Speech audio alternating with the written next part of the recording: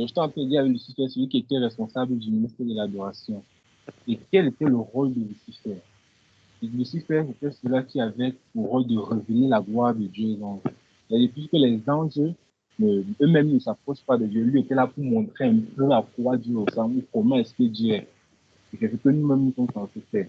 On a dit notre travail en tant qu'enfant de Dieu, en tant que chrétien, c'est de ramener le cœur des gens au travers de nos vies. Les gens qui ne voient pas Dieu, ils vont voir, ah, celui-là, il manifeste Dieu. Et Lucifer avait pour rôle de ramener les cœurs. Il avait pour rôle de ramener le cœur. Et on s'est dit, c'est un problème parfois, c'est que lorsque tu es trop proche de Dieu, lorsque tu es parfois, tu te dis, c'est moi que les gens sont en train de voir. Donc pourquoi on ne me voit pas? C'est comme ça que l'orgueil a commencé à monter dans le cœur de Lucifer. Au lieu de ramener la gloire de Dieu, de prendre toute la gloire que les anges lui ramènent ça vers le Père, il s'est enorgueilli. Il avait dit, il est devenu orgueilleux, c'est ce qu'Ézéchiel dit. Et qu'est-ce qu'il a fait? Il a voulu prendre la place de Dieu. Il a voulu prendre la place de Dieu. Il a voulu faire un coup d'État à Dieu, Dieu céleste. C'est celui qui a tout créé, il a voulu faire un coup. Il avait dit qu'il a monté un tiers des anges. C'est là qu'on appelle les démons. On a dit que les démons, ce sont des personnes qui sont tourmentées. Tourmentées par quoi? Parce qu'ils ne connaissent pas leur identité. Ils ont perdu leur identité, ils ne savent qui ils sont. Et si ça a corrompu un tiers des anges, ils ont attaqué la terre. Ça veut dire que Dieu les a précipités sur la terre. Dieu les a précipités sur la terre. Et en plus de ça, on a maintenant, lorsque le Lucifer descend, on le précipite, il manque quelque chose dans le ciel, il manque quelque chose. Il y avait un ministère qui manquait, le ministère de la louange et de l'adoration. C'était défaillant. Comme nos enfants disaient des fois, c'était défaillant. Qu'est-ce qu'il faut faire maintenant? Dieu donc décide de créer ce ministère, une personne qui va de nouveau manifester sa gloire, mais de manière différente. Parce que l'homme devait, c'est là où Dieu crée l'homme. Mais l'homme devait manifester sa gloire comme les anges qui manifestaient. Non, lui devait manifester avec l'aide de Dieu, donc avec Dieu en lui. Et c'est ce que Dieu fait. Dieu crée l'homme. Dieu crée l'homme. Et Dieu met son esprit en l'homme. Ça, c'est la première étape. Dieu a créé l'homme pour manifester sa gloire, pour faire sa volonté.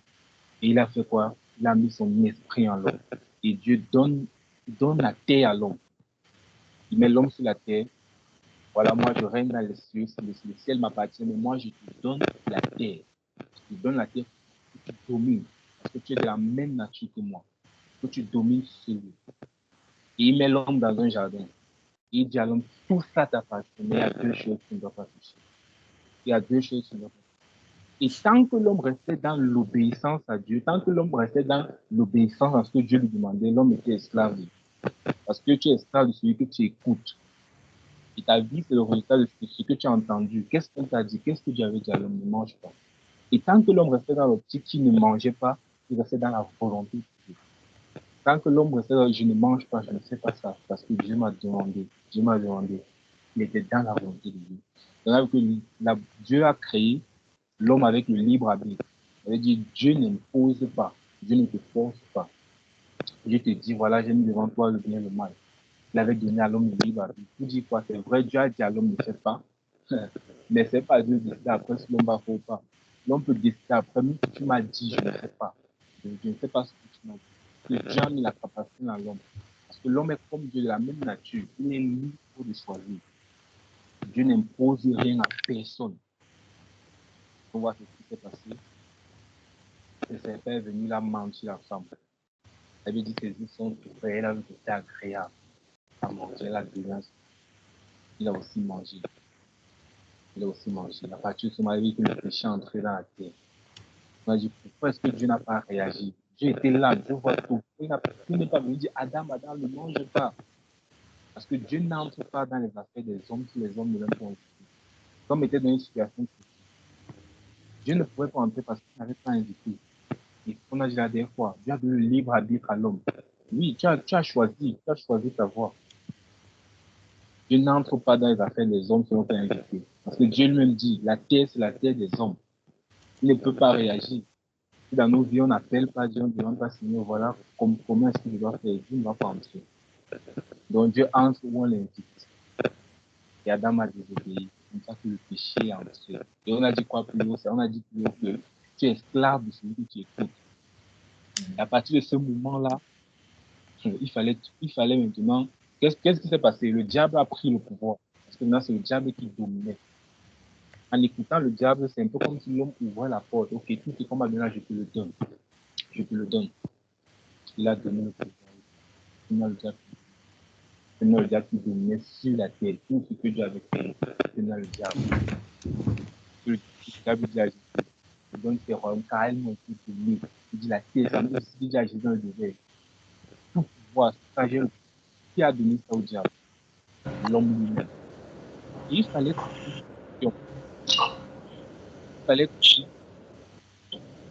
mais la solution qu'il fallait trouver ici, là, Dieu ne peut pas revenir arracher ça au diable. Pourquoi? Parce que le diable n'a pas pris à l'homme. Donc le problème qu'un homme a causé, il fallait qu'un autre homme vienne résoudre. C'est ça qu'il a parlé. Lorsqu'il a parlé, il a dit à la femme qu'il attendait, il a dit au diable, je me fais une tente, sa possibilité, ça peut être te blessera, il t'écrasera la tête et je vous blessera le talon. Parce que ce qu'un homme a causé, c'est un homme qui doit. Donc, si Dieu venait là, le diable, c'est la créature de Dieu. Dieu n'est pas illégal. Il fallait un combat loyal. Et pour que le combat soit loyal, il fallait qu'un homme vienne. Un homme devait revenir prendre. Oh, Dieu est un esprit. Comment il faut faire maintenant? Il faut que Dieu, le grand Dieu qui a fait le ciel, qui a fait la terre, il doit se faire homme. Il doit descendre. Ça, c'est maintenant la bonne nouvelle de l'évangile. Il doit se faire homme. Il doit vivre parmi nous pleinement comme un homme. Il doit avoir faim comme on a souvent faim. Il doit être tenté. Il doit pour vivre la vie d'un homme plein. Et c'est où ce fait un corps. Il passe par Marie, Jésus-Christ. Qu'est-ce que ce Jésus est venu faire pendant 33 ans qu'il a vécu sur la terre? Qu'est-ce que ce Jésus est venu faire? Jésus est venu pour résoudre un problème spécifique. Mais sur la terre, il se comportait comme un homme. Jésus était 100% homme et 100% Dieu. L'apôtre Paul dit, Jésus était tenté comme tous en toutes choses, mais il n'est jamais tombé. Donc Jésus-Christ était la solution. Jésus était la solution au problème de l'humanité. Qu'est-ce qu'il est venu? Il a vécu à 30 ans lorsqu'il commence le ministère, avec tout ce qu'il a fait, tous les miracles qu'on voit dans les évangiles, tous les miracles. Après, il est mort. Il est mort. Parce qu'il était un homme, mais il était un homme sans péché. Or, Dieu lui-même ne peut pas mourir. C'est pour ça qu'il fallait qu'il devienne homme. Et pourquoi il est mort? Il a dit qu'il est descendu dans l'enfer. Pour faire quoi? Pour récupérer la clé, pour récupérer la domination que l'homme a donnée au diable. Mais lorsqu'il descend, maintenant, Dieu dit, je suis homme, je suis un homme. Je suis venu prendre. Je suis venu récupérer ce qui nous appartient de droit. Je suis venu récupérer ce que Jésus fait. Et lorsqu'il récupère, il est ressuscité des morts. Et il dit quoi maintenant? Il dit, lorsqu'il a dit, tout est accompli. Tout est accompli. Ce que je suis venu faire, ce que vous avez perdu, je suis venu vous restaurer. Vous n'allez plus subir les échecs, le péché, la réconciliation avec Dieu. Et Jésus reprend et il redonne cette domination à l'homme. Mais cette domination n'est vraie que pour la vie, ou encore cette domination n'est vraie que pour celui qui a l'esprit de Dieu en lui, celui qui a accepté ce Jésus-Christ-là. Donc, en gros, de façon globale, ce n'est pas tout ce que c'est dit la dernière fois, mais de façon globale, c'est un peu ce qu'on a dit. On a présenté Dieu, on a présenté l'homme dans sa chute, on a présenté comment est-ce que Dieu a résolu les problèmes de l'homme. Il a résolu par Jésus-Christ. Jésus-Christ notre Sauveur, Jésus-Christ notre Seigneur. Donc, on va mieux développer les autres gens, on va développer partie par partie, comment Jésus, comment c'est manifesté son œuvre, etc. Qui est Dieu, qui suis-je? On s'est dit. Amen. On a dit à des fois également que notre vie commence avec Jésus. Sans Jésus-Christ, on ne vit pas encore. Sans Jésus-Christ, on ne vit pas. Sans l'Esprit de Dieu, on ne vit pas. Sans la réconciliation avec Dieu, on ne vit pas. On est mort. Parce que l'homme a été créé pour servir Dieu. L'homme a été créé pour vivre avec Dieu. Et si tu retires le poisson de l'eau, le poisson meurt. De même, lorsque l'homme est retiré de la présence de Dieu, l'homme meurt également. Il nous dit que chacun de nous, on a besoin de l'œuvre de la croix. On a besoin de comprendre ce que Jésus-Christ a fait pour nous. Parce qu'en dehors de Jésus-Christ, il n'y a pas la vie. En dehors de Dieu, il n'y a pas la vie. Amen. Amen. Amen. Amen. Amen. Je vois, avant de passer la parole à ton enfant, UI, c'est qui, s'il vous plaît? C'est juste pour avoir les prénoms de tout le monde. Bonsoir, c'est Chantal. C'est Chantal. Ah, ok. Bonsoir Chantal. J'espère que tu vas bien. Oui, ça va, merci. Oui. Et AT, je sais pas, c'est Ariel.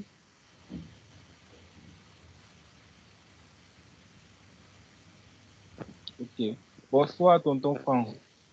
Toi qui es déjà parmi nous. Bonsoir à tous. Peut-être tonton Yann Y, je ne sais pas. Merci beaucoup. C'est Yann. Bonsoir. Tonton Franck. Bonsoir. Bonsoir tout le monde. Bonsoir. C'est pas si on m'écoute. Oui. On m'écoute bien là. Oui. Oui. Super, gloire à Dieu. Bon, on rend grâce à Dieu déjà pour le nombre que nous sommes ce soir, chacun d'entre nous, pour la grâce qu'il nous a accordée encore de venir dans sa présence ce soir. Merci déjà à Yann pour le brief. Rappel, c'est qu'on a vu la semaine passée. Justement, c'est ça. Qu'on s'entraîne à avancer où le Seigneur est en train de nous conduire. Assurément, il y a des merveilleuses, il y a des grandes choses que Dieu veut faire au travers de ta vie. Il y a des grandes choses qu'il veut faire au travers de ma vie. Et comme la parole de Dieu le dit, les yeux de l'Éternel parcourent la surface de la terre. Ses yeux parcourent la surface de la terre et cherchent les hommes à qui le cœur est totalement dédié à lui. Les gens qui soupirent, les gens qui le veulent. Il cherche ces personnes. Il cherche ces personnes. Et son habitude dit que nous on cherche Dieu, pourtant Dieu nous cherche. J'ai cherché des personnes à qui le cœur est totalement tourné vers lui. Et c'est ce type de personnes-là qu'il veut utiliser. Vous savez, ce type de personnes-là qu'il pourra dire, comme il a dit à David, j'ai trouvé en David un homme selon mon cœur. Parce que Dieu a cherché, il n'a pas trouvé. Mais il a dit, j'ai trouvé en David un homme selon mon cœur. Et ma prière, c'est que pendant tous ces moments que nous allons passer ensemble, que Dieu te trouve. Que Dieu te trouve. Que tu ne viennes pas seulement avec tes problèmes, non, mais que Dieu te trouve, pas que Dieu te cherche. Depuis ton enfant jusqu'à ce moment, il te cherche. Mais quand il te prend ici, tu fuis, tu pars là-bas. Il te récupère là-bas, toi tu viens, tu ne sors pas ici. Il te prend ici, tu cours, tu viens par là. Et je prie que pendant ce moment, tu t'assois et puis Seigneur, me voici. Trouve-moi. Trouve-moi pendant ces moments. Et que j'apprenne ce que je dois apprendre et que j'avance dans ce que tu veux pour moi. La vérité, c'est que l'Esprit de Dieu qui est au milieu de nous, c'est pas quelqu'un qui le fait, c'est le Saint-Esprit qui le fait. Et j'ai toute l'habitude de le dire que le travail, il est individuel, il est personnel, et c'est toi qui dois faire ce travail dans ta vie. Personne ne pourra vivre cette parole à ta place, personne ne pourra vivre ta santé à ta place, personne ne pourra lire ta Bible à ta place, personne ne pourra mettre ça en pratique à ta place. C'est toi. Chacun d'entre nous, les éléments que Dieu nous a donnés, qu'on nous a exposés, on les utilise dans nos vies personnelles, on gagne les combats personnels. Si tu es militaire, tu as été entraîné, tu t'envoies au combat, tu ne sais pas utiliser ton arme, sûrement, c'est toi qui dois savoir utiliser ce que tu as reçu comme enseignement pendant ta formation militaire, que tu dois mettre en pratique sur le terrain. Et personne ne le fera à ta place. C'est toi-même qui dois gagner cela. Donc, ma plus grande prière, c'est que le Seigneur trouve chacun d'entre nous ici présents et que nous entrons dans son plan qu'il a prévu pour chacun de nos vies. Parce que la création attend. La création attend que tu te manifestes. Ta famille attend que tu te manifestes. Tes voisins, ton entourage attend que tu te manifestes. Les gens autour de toi attendent de te manifester. Ta délivrance ou encore la délivrance de beaucoup de personnes dépend de ton sérieux avec Dieu. Et les gens quelque part sont en train de prier, Seigneur, Seigneur, aide-nous, aide-nous. Et la réponse de Dieu, c'est toi. La réponse de Dieu est entre tes mains. La réponse de Dieu, c'est toi. Et tu trouveras Dieu quand tu iras être la réponse pour eux. C'est là que tu entreras dans la volonté de Dieu pour ta vie. Parce que Dieu ne fera pas. Dieu ne t'a pas créé pour que tu passes à l'école, tu aies tes diplômes, tu te maries, tu aies des enfants. Il t'a créé pour que tu entres dans son plan. Et son plan est toujours pour les êtres humains. Jésus est mort pour nous. Et tout ce que Dieu fera dans ta vie est toujours pour les autres, jamais pour toi-même. jamais pour toi-même. On arrivera sur ça. On arrivera sur ça. Donc, Esprit de Dieu, toi qui es au milieu de nous, toi qui es suprême, toi qui es le maître incontesté. Tu es le maître incontesté. À tout moment, à tout instant, chaque instant, c'est toi notre Seigneur, c'est toi qui nous conduis. Jésus a dit que quand tu seras là, tu vas nous enseigner. Tu vas nous conduire dans toute ta vérité. Toi qui es enseignant par excellence, toi qui es le conducteur par excellence. Nous ne connaissons rien, nous ne savons rien, nous ne maîtrisons rien. Rien. Le peu que nous connaissons, Seigneur, c'est toi qui nous as accordé la grâce de connaître. Le peu que nous maîtrisons, ou encore la folie, comme la Bible dit que la sagesse de l'homme, c'est la folie devant Dieu. C'est ce que tu nous as accordé de connaître. Et nous voulons reconnaître que nous ne connaissons rien. Esprit de Dieu, c'est toi qui es enseignant par excellence. Tu maîtrises toutes choses. Et en cette soirée encore, viens convaincre les cœurs. Moi qui suis ici, chacun d'entre nous qui sommes ici, c'est toi qui nous as convaincus. C'est toi qui as touché les cœurs, c'est toi qui as changé les cœurs. Et un homme ne peut pas faire le travail. Nous disposons sur cette entre toi, pas toi, Seigneur. Disposons l'Esprit de Dieu, prends tout le contrôle. Et inspire les paroles de nos bouches, et inspire les pensées de nos cœurs. La Bible dit que personne ne connaît les pensées de Dieu. Personne ne connaît les pensées de Dieu en dehors de l'Esprit de Dieu qui est en lui. La Bible dit que personne ne connaît les profondeurs du cœur d'un homme, de mon cœur, de mon frère, ma soeur, en dehors de l'Esprit de Dieu, c'est dans l'Esprit qui est en lui-même.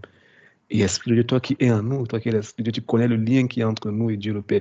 Tu connais la volonté du Père pour nous. Tu le connais en ce moment. Accorde-nous la grâce de dire la parole avec exactitude, ce que le Père veut dire, ce qu'il ressent en ce moment. Esprit de Dieu, fais ta volonté en ce moment. Viens et fais la volonté du Père. Viens et glorifie Jésus-Christ au milieu de nous. Te donnons tout le contrôle, Saint-Esprit.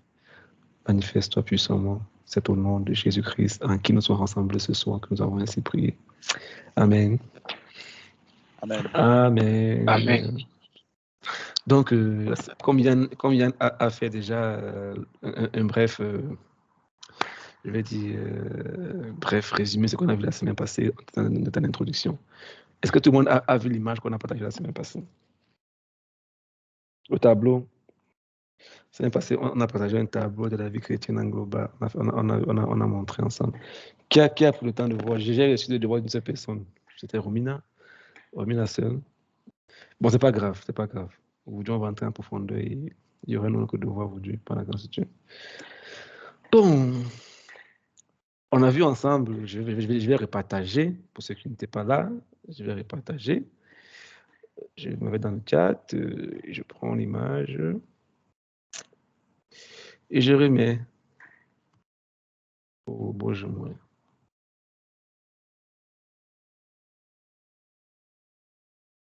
Bon. Est-ce que on voit l'image? Am I copying the image or I'm copying the image? Forward here. Of course. Images. Oh, I don't know what's going on. Ah, yeah. Est-ce qu'on voit l'image que j'ai envoyée? Oh my goodness.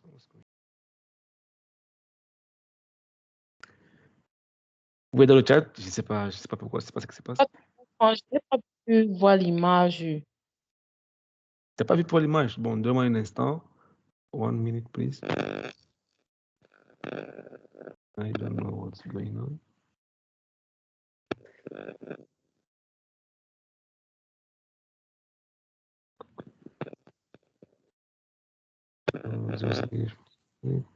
Bon, qui sont ceux qui ont vu l'image déjà? Qui a vu l'image? Robin, tu as vu l'image, n'est-ce pas? Robin, es-tu avec nous là?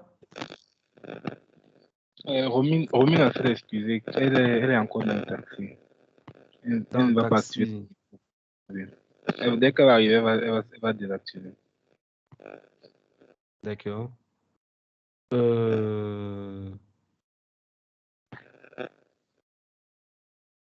L'image qui est numérotée de 1 à 7. Oui, bien sûr. Oui. Chez moi, je ne vois pas ça.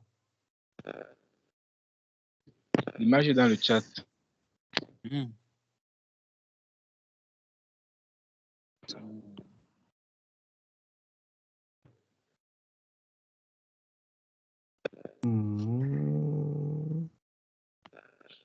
I don't know what's going on here now.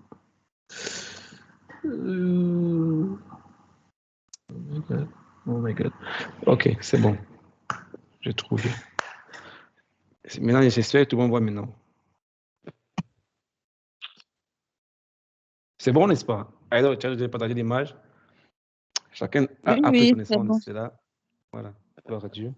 Dans la semaine dernière, on avait dit en fait que c'était là en fait un tableau qui représente la vie chrétienne, toute la vie chrétienne.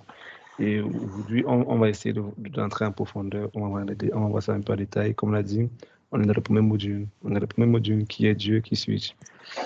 Et le but de ce module, c'est de voir la vie. Donc, aujourd'hui, on a l'introduction. On prend ce tableau, on va finir ce tableau aujourd'hui, et puis on va introduire la vie chrétienne, ou bien la vie, la perspective de Dieu et la mienne. Comment Dieu voit la vie, comment moi je vois la vie, et comment faire en sorte que ma vision de la vie soit comme celle de Dieu, afin que j'en donne la volonté de Dieu pour ma vie. Amen. Amen. Donc, numéro 1, allons-y rapidement. Let's go. Numéro 1, c'est quoi? Avant Christ, blocage. Avant Christ. Les blocages et esclavages, n'est-ce pas? Nous avons tous, on a tous traversé cette partie dans nos vies, tous traversé ça, où tout est noir, tout est compliqué, tout est difficile, on est perdu, on veut chercher un chemin, on tâtonne, on est dans les trucs compliqués, on sort ici, demain on revient là-bas, tu es dans les choses que toi-même tu ne comprends pas. Je me rappelle de ma vie à ce moment, c'est la dernière fois, et puis demain tu fais encore. C'est la dernière fois, demain tu fais encore. Et tu te sens que tu n'as pas de force. Souvent même, tu n'es pas content ce qui n'est pas dans ta vie. Ces personnes, c'est le mensonge, menteur chronique. C'est-à-dire qu'on ne peut pas te piéger, on te prend un slatiste. On était encore au secondaire. Il y a toujours quelque chose à sortir. Il y a toujours une issue. Donc, on était comme ça, perdu dans les difficultés. Et on voit clairement dans l'image une que si tu nais, c'est un processus normal. Tu nais comme ça, tu vas mourir comme ça. Et là, il y a des gens qui finissent comme ça. Tu nais, tu grandis et puis tu meurs dans l'esclavage, dans les problèmes. Tu ne goûtes jamais au bonheur, tu ne goûtes jamais à la vraie vie. Toute ta vie, ce n'est que tu cherches des choses pour combler ta vie, mais tu ne combles jamais. Tu cherches des choses pour te combler, mais tu ne trouves jamais ces choses-là. Jamais. Et tu es en train de te battre d'un moment à un autre, C'est pas ça. Ça avait vous. Je courais des mains avec une amie, Et puis j'ai demandé, on causait, une amie ici, c'est une Russe. J'ai demandé de poser une question, j'ai demandé que si on te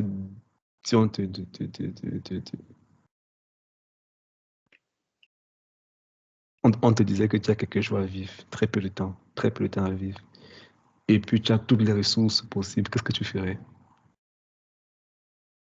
C'est-à-dire que c'est pas le seul, entre guillemets, Dieu te dit ce soir que bon, tu as 2 jours à faire sur la terre. Tu peux faire tout ce que tu veux. Bon, elle, j'ai pas dit Dieu parce que j'étais en train de trouver pareil l'espace pour parler de l'évangile. Qu'est-ce que tu ferais si on te disait que tu avais 2 jours à vivre et tu as toutes les ressources possibles, tout ce que tu peux, tout ce que tu veux, tu peux le faire. Tu as toutes les ressources possibles, qu'est-ce que tu ferais? Quelqu'un peut nous répondre?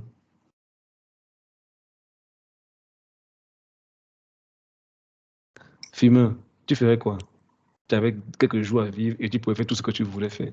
Tu as toutes les ressources possibles. Toi, tu aurais fait quoi? Tu ferais quoi pendant ces 2 jours? Bonsoir. Ok. Bon. Moi, ce que je ferais, c'est déjà. Ah, monsieur? Très bien. Ok.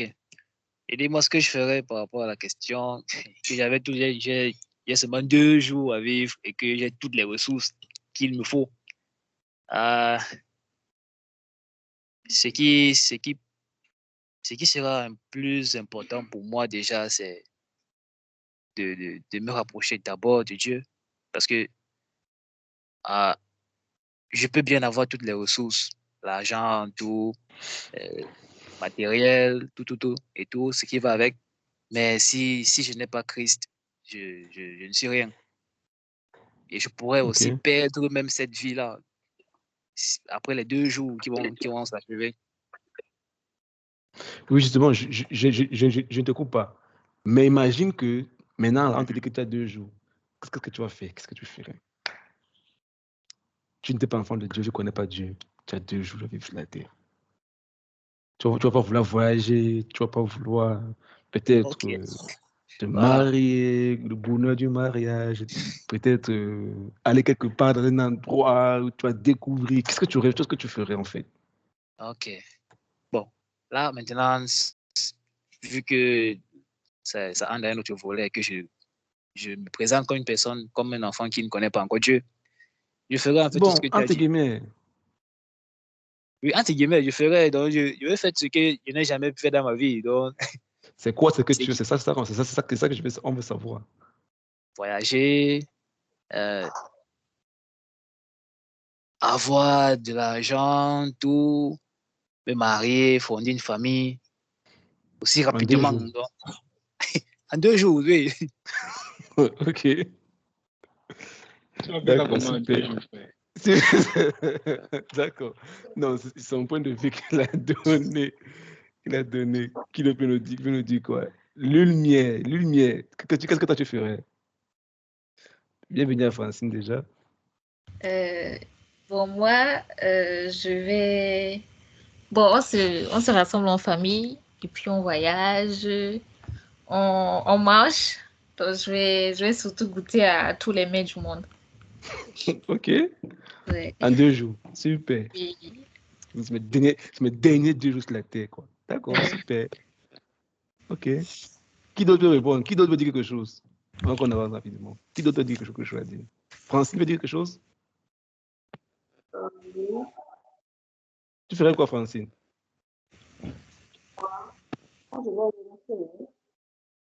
Pardon?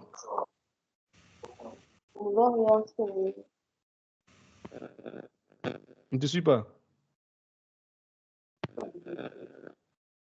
On ne te suit pas, Francine. Entre-temps, pendant que tu as ton problème, Chantal, tu aurais fait quoi, Chantal?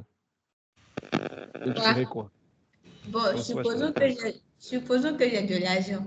Je passerai mon temps à manger ce que je n'ai jamais mangé, passer du temps avec les orphelins, faire des cadeaux, tout ça. C'est ce que j'ai jamais fait de ma vie, quoi. C'est ça qu'on veut savoir, c'est quoi? Qu'est-ce que tu fais? Passer du temps avec les orphelins, offrir des cadeaux aux gens, voyager, manger tous les types de gâteaux, tout ça, là, manger tout. En 2 jours. En 2 jours, oui, en 2 jours. Ok, super. C'est que quitter l'Afrique pour le Canada, c'est une journée de voyage, non? Ah. Quand tu toutes les ressources, ça veut dire que, Bon, ça veut justement, dire c'est que si ça. tu peux Non, te pour dire que tu as téléporter. l'argent, justement, en fait, c'est ça, entre guillemets, ça fait toutes les ressources. C'est ça, en fait, chacun va dire, je vais faire ci, je vais faire ça, je vais partir ici, je veux. Parce que, On coupe ta vidéo. parce que, pourquoi en fait? Parce que on veut combler les choses qu'on se dit qu'on n'a pas. On veut ça, on veut ça, on veut ça. Et quand j'ai parlé avec mon ami, là, j'étais un peu choqué de sa réponse. Je lui ai demandé qu'est-ce que tu aurais, tu aimerais. Elle me dit, je vais rencontrer l'amour. J'ai dit, waouh. Moi-même, je vous assure que j'étais totalement perdu, quoi. Elle dit que je veux rencontrer l'amour. Je dis, mais tu as tes parents, tu as ta famille. Et oui, mais c'est pas de ça que je veux. Je veux rencontrer l'amour, c'est-à-dire être aimé et aimer quelqu'un en retour pleinement, vrai de vrai. Puis je dis, waouh. Et puis je lui ai dit, qu'est-ce que tu peux dire par amour? Elle dit, je ne sais pas comment expliquer ça, mais je vais rencontrer l'amour. Je dis, ah d'accord, moi, c'est ce que tu ressens. Quelqu'un qui va te comprendre, quelqu'un qui te connaît, quelqu'un qui va te protéger, quelqu'un qui sera toujours de ton côté, quelqu'un qui ne va jamais te juger, quelqu'un qui va toujours vouloir ton bien, quelqu'un qui va comprendre tes blessures, qui va comprendre tes douleurs. C'est ça. Et quand j'ai écrit, elle me dit, c'est vraiment ça que je veux, mais c'est Aucun homme ne peut. C'est impossible sur la terre. Oui, tu as raison, c'est impossible. Personne ne peut donner ça en dehors de Dieu. Tu ne vois nulle part qu'en Jésus-Christ. Nulle part qu'en Jésus-Christ. Donc, en fait, c'est ça. Sans Jésus, on veut combler des choses. On veut faire ça, on veut faire ça, on veut faire ça, on veut faire ça. Lisons ensemble Ésaïe 53, verset 6. Rapidement, j'espère qu'on a nos Bibles et nos cahiers. Rapidement, aujourd'hui, on aura des textes à lire rapidement. Il nous reste une heure de temps. Ésaïe 53, verset 6.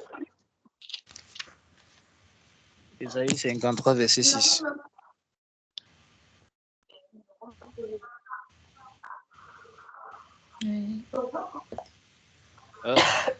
J'ai trouvé, hein. Vas-y, ce que tu veux lire. Ok, Ésaïe 53, verset 6. Nous étions tous errants comme des brebis, chacun suivait sa propre voie, et l'Éternel a frappé pour l'iniquité de nous tous. Amen. Amen. Nous étions comme des brebis perdus. On était tous perdus. Chacun suit sa propre voie. Je veux faire ci, chacun fait sa propre voie. Mais quelqu'un est venu pour nous ramener sur le chemin, le cœur de Dieu, la volonté de Dieu, ce que Dieu veut pour toi et pour moi. On se comprend. Dieu est venu pour lui donner Jésus pour qu'il nous réoriente. On comprend ça plus tard. Pour moi, c'est un peu vague, c'est pas très clair. J'aime dire qu'on en avance, c'est maintenant un peu plus clair dans ton esprit. Donc, Dieu t'a créé, le point 1, il t'a créé pour renaître. Il ne t'a pas créé pour que tu meurs dans le noir. Vous voyez comment l'image est noire, non? Oui, oui. Donc, il est né noir, il a fini, c'était toujours noir. Non. Dieu t'a envoyé sur cette terre pour que tu puisses renaître. Pour que tu puisses renaître. Que quand tu viens là, tu es venu dans la mort, mais que tu puisses renaître. Le but de Dieu, c'est que tu rencontres Jésus-Christ et que tu puisses renaître. Amen. Deuxième point. On voit une maison qui est bâtie sur le sable. C'est-à-dire quoi? C'est en rouge. Un homme qui n'a pas rencontré Jésus-Christ. Si quelqu'un rejette Jésus-Christ et meurt dans cette condition, cette personne a construit sa vie sur du sable et va passer par le jugement. Des incroyants et vont passer par l'éternité séparés de Dieu. Ce n'est pas le jugement des croyants, mais le jugement des incroyants. Vous voyez ces images, il y a une erreur. La flèche doit s'arrêter sur le rouge. Ça qui dit rouge au rouge. Il arrive au jugement des incroyants. Moi, je devrais corriger ça. Ça qui dit à partir rouge de là, ça part jusqu'au rouge. Ça veut dire quoi? Celui qui refuse Jésus-Christ, il passe par le jugement des incroyants et il fait son existence séparée de Dieu. Quand on dit que c'est l'existence séparée de Dieu, ça veut dire quoi? Lorsqu'on parle de l'enfer, qu'est-ce que l'enfer? L'enfer, c'est vrai, c'est le feu, mais c'est que tu es séparé de Dieu. Rappelez-vous, la semaine dernière, on a dit que tout esprit est éternel. Pourquoi? Parce que l'homme est d'abord, on va voir ça plus tard, l'homme est d'abord un esprit qui vit dans un corps qui possède une âme. La semaine dernière, on a dit que Dieu lui-même, c'est un esprit et Dieu lui-même est illégal sur la terre. Le diable est un esprit, le diable est illégal sur la terre c'est pour les hommes. Dieu a créé ça pour les hommes. Donc, pour qu'un esprit puisse être sur cette terre, il lui faut un corps. On s'en prend? Il lui faut un corps. C'est le corps qui donne le passeport. On dit c'est le temps qui te autorise à rester sur la terre. Quand ce corps perd la vie, qu'est-ce qui se passe? Ton esprit quitte, n'est-ce pas? Oui. Quand ce corps perd la vie, ton esprit quitte. Souvent, quand on parle au deuil, on dit quoi? Voilà son corps. Son corps, c'est pas lui, il est parti, mais son corps est resté. Le corps a perdu la vie, donc l'esprit n'est plus légal. Il doit quitter cette sphère. Il va dans une autre sphère. Donc, ce qui te permet de rester dans cette sphère ici, c'est ton corps. On se comprend, n'est-ce pas? Quand ce corps n'a plus de vie, l'esprit est parti. Donc, même Dieu lui-même ne peut pas marcher sur la terre si un corps ne l'invite pas. Si un homme ne l'appelle pas. Jésus a dit, quand vous priez, invoquez que ton règne vienne, appeler le règne de Dieu sur la terre. Sinon, Dieu ne fait rien. Pour que le diable puisse manifester la terre, il lui faut un corps. Il doit posséder quelqu'un.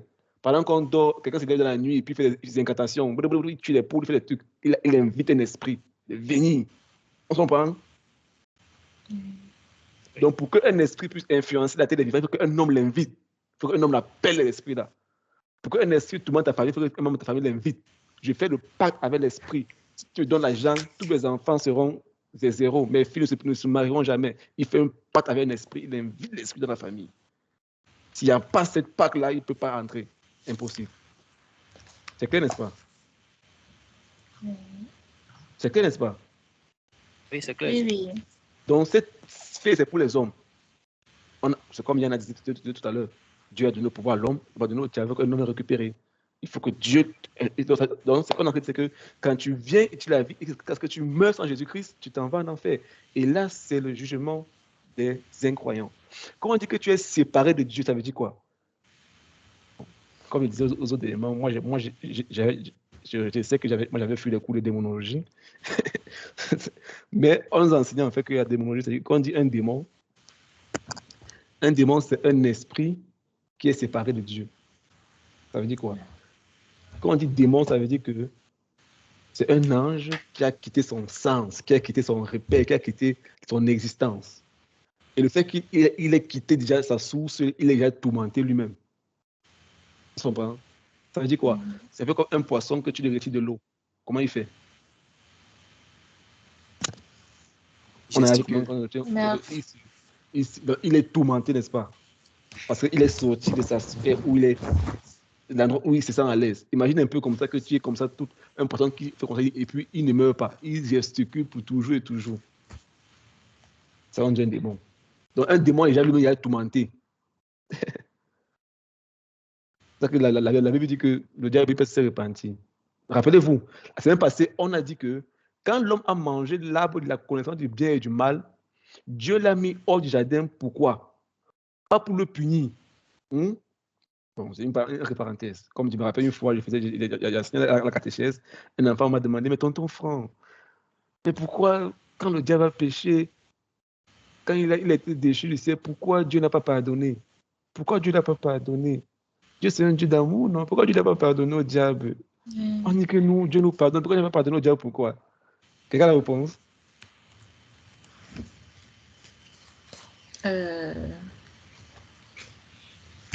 Non. Et puis, quelqu'un a donné une réponse, dit que non, parce que le diable n'a pas demandé pardon. Que si il demandait, Dieu allait le pardonner. C'est vrai, ça? Non, c'est pas vrai. C'est pas vrai. Pourquoi Dieu a mis l'homme hors du jardin d'Éden? Pourquoi? Parce que, rappelez-vous, tout ce qui, rappelez-vous, nous les hommes maintenant, on est dans la sphère, on est dans une enveloppe. Bon, pour ceux qui ont fait un peu la science, Einstein, après tout ce qu'il a fait, il a découvert que le monde dans lequel nous vivons, on est dans une enveloppe qui s'appelle l'espace-temps. Que lorsqu'on sort de cet espace-temps, c'est-à-dire que si on peut voyager à la vitesse de la lumière, on sort du temps. Et quand on sort du temps, selon la théorie de la relativité, on est dans l'infini. On ne vieillit pas, on est constant. Ça veut dire quoi? Dieu nous a mis dans l'espace-temps. C'est ici, là, dans notre espace, là, qu'il y a le jour et la nuit, le temps change. Ou c'est le soir, demain, c'est le nom et tout ça. Mais dans l'éternité, c'est constant. Ça veut dire quoi? Que si dans l'éternité, tu as mal à la tête, tu auras mal à la tête pour toujours et toujours. On se comprend? Oui. On se comprend? Oui. Si dans l'éternité, tu as mal au ventre, tu auras mal au ventre pour toujours, tout ça ne finira jamais. Si dans l'éternité, tu as commis un péché, c'est fini. Ça reste constant pour toujours et toujours. Ce péché, il n'y aura pas de pardon pour ça. Est-ce qu'on se comprend? Oui. Donc, le diable a péché dans l'éternité. Et là-bas, il n'y a pas de retour. Ça devient très constant. Donc, rappelez-vous, la semaine passée, on a dit qu'il y avait deux arbres. L'arbre de la connaissance du bien et du mal et l'arbre de vie. Quand l'homme a mangé l'arbre de la connaissance du bien et du mal, Dieu savait que s'il restait encore là-bas, il allait manger l'arbre de vie. Et s'il mangeait l'arbre de vie dans la connaissance du péché, il restait le péché pour toujours. Donc, par amour, Dieu l'a mis hors du jardin parce qu'il avait prévu une solution pour le ramener à l'arbre de vie qui est Jésus-Christ. On va voir après. Et quand on vient à lui, on est dans la vie pour toujours et toujours. Vous comprenez maintenant, n'est-ce pas? Oui. Donc, Dieu n'a pas mis Dieu pour le punir. C'est par amour que Dieu l'a protégé de l'arbre de vie. Parce que s'il mangeait aussi l'arbre de vie dans la connaissance du péché, c'était fini C'est fini. On restait dans l'éternité pour toujours et toujours, dans le péché. Donc le diable a commis une erreur dans l'éternité et ça restait constant. Ça ne changera plus jamais comme ça. Il a quitté l'espace-temps. C'est que la Bible dit qu'il est réservé à un homme de vivre seulement une seule fois. Après quoi vient le jugement. C'est fini. Quand tu quittes ce monde, là, tu entres dans l'espace d'éternité. Et tu es un esprit ne meurt jamais. Un esprit vit pour l'éternité. Tu passeras ton éternité où? Question posée.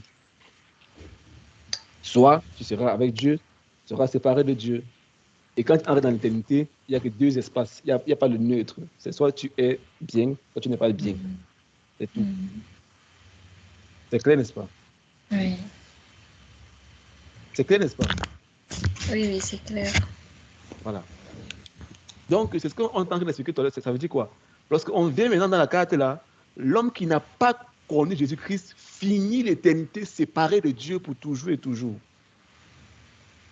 Là, il est jugé. Et là, c'est le jugement des incroyants, pas des croyants. Parce que quelqu'un qui a dit ta vie à Jésus-Christ ne passe pas par ce jugement. Allons ensemble dans Matthieu 7, 24 à 27. Ouvrons la Bible. Matthieu 7, 24 à 27. Rapidement, on n'a pas assez de temps. Matthieu 7, 24 à 27. Quelqu'un qui a trouvé peut lire. Pendant que je prends un verre d'eau. Ouais. 24 à 25, il est écrit. C'est pourquoi quiconque en parole que je dis et les met en pratique sera semblable à un homme prudent qui a bâti sa maison sur le roc. La pluie est tombée, les torrents sont venus, les vents ont soufflé et se sont jetés. Elle n'est point tombée sur le roc. Amen. Amen. Là, Jésus est en train de parler. Il dit que si un homme entend mes paroles, il ne les met pas en pratique, il refuse de m'écouter, de me suivre, il est comme quelqu'un qui a bâti sur le sable. La pluie est venue et puis sa vie, c'est fini. Toute sa vie, c'est le sable. Donc, tes immeubles, tes constructions, tout ce que tu vas faire sur la terre, si à la fin, tu n'as pas rencontré Jésus-Christ, ça ne sert à rien. Lisons ensemble Apocalypse 20, 11 à 15.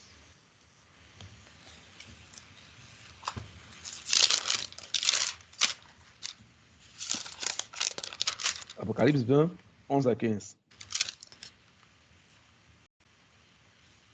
Apocalypse 20, 11 à 15. Puis je vis un grand trône blanc et celui qui était assis dessus. La terre et le ciel s'enfuirent devant sa face et il ne fut plus trouvé de place pour eux. Je vis les morts, les grands et les petits, qui se tenaient devant le trône. Des livres furent ouverts et un autre livre fut ouvert. Celui qui est le livre de vie. Et les morts furent jugés selon leurs œuvres, d'après ce qui était écrit dans ce livre. La mer rendit les morts qui étaient en elle. La mort et le séjour des morts rendit des morts qui étaient en eux. Et chacun fut jugé selon ses œuvres. Et la mort et le séjour des morts furent jetés dans les... Ok, ça va? Vas-y, bon. Il t'a dit de feu, n'est-ce pas? Dans l'étendue de feu, oui. C'est la seconde mort, l'étang de feu. Quiconque ne fut pas trouvé écrit dans le livre de vie, fut jeté dans l'étang de feu. Amen. Amen. Donc, celui que son nom n'est pas écrit dans le livre là, est dans le temps de feu. Donc, quand on vient, on check ton nom. Quand tu arrives, on dit fumeur. Ah, d'accord, son nom est écrit, d'accord, il passera le feu. Ça, c'est le jugement où les croyants ne passeront pas par ce jugement. Toi et moi, qui avons rencontré Jésus comme Seigneur Sauveur, ne passera pas par ce jugement. Parce que là-bas, on a dit dans le verset que tout homme sera jugé par rapport à ses œuvres. À ses œuvres. C'est faux que tu as fait, tout ce que tu as fait. Mais le problème, c'est que tous les hommes sont déjà péchés. De ces problèmes, tu ne peux pas passer par là parce que Jésus dit que bon, tes œuvres, là, j'ai pris ça pour moi. Comme on a vu tout à l'heure, Ésaïe 53. Il a porté ça sur lui. Et quand tu viens, si ton nom est écrit là-bas, c'est qu'on voit derrière Jésus a payé la caution, mon gars, passe. Ok. C'est clair, n'est-ce pas? Mais aussi, c'est aussi quand c'est effrayant aussi. Hein? On va arriver. Je vais arriver. On prend la question après. On va doucement. Ici, Jésus a payé et tu passes. Ça, c'est le jugement des incroyants. Si tu es chrétien, tu ne passeras pas par ce jugement-ci là. Oui. Comprenez ça très bien. Si tu es enfant de Dieu, tu ne passeras pas par ce jugement. C'est les gens qui le nom n'est pas écrit dans le livre de vie qui ne passeront pas ici. C'est la raison pour laquelle Jésus nous envoie aller évangéliser, aller parler, aller sauver nos frères dans nos familles, tes cousins, parler de Jésus, parce qu'ils ne peuvent pas. Quand ils quittent cette vie-là, il n'y a pas une autre passe, il n'y a pas de l'espace, il n'y a pas de il n'y a pas de neutre. Si tu n'es pas avec Dieu, tu seras loin de Dieu. Le choix, c'est maintenant. Le choix, c'est maintenant. Et Dieu ne veut pas qu'on soit séparé de lui. Jésus est mort pour ça, qu'on soit rapproché de lui. Mais pourquoi on rejette Jésus? Pourquoi? Alors que c'est une solution si simple. Il est là, rempli d'amour, rempli de patience, de bonté. Merveilleux, magnifique, qui transforme des vies, qui touche des cœurs. Il dit, oh mon Dieu. Mais c'est tellement simple. C'est tellement simple. Mais trop beau pour croire, trop simple pour croire aussi. Troisième étape, la croix. C'est vrai qu'il y a encore une petite erreur sur l'image. Normalement, il doit avoir le point 3, le salut, croire en Dieu, le faire confiance. Ça devait rapprocher à la croix. C'est l'événement le plus important dans la vie, n'est-ce pas? C'est de la perspective de Dieu. Pour Dieu, il n'y a rien de plus important que la croix. La Bible dit que le jour que Jésus est mort, les anges sont levés, il y avait la gloire dans le ciel, le Père s'est levé de son trône, tout était magnifique. Parce qu'à la croix, ce qui s'est passé là-bas, c'est toute l'humanité qui a été sauvée. Quiconque croit.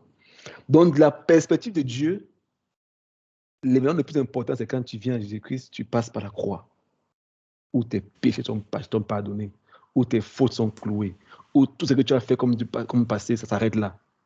Ça s'arrête là. Où la malédiction, tout ce qui est dans ta vie, ça s'arrête là. La croix. C'est là que tu commences à vivre. Lisons ensemble Jean 5, verset 24. Jean 5, 24.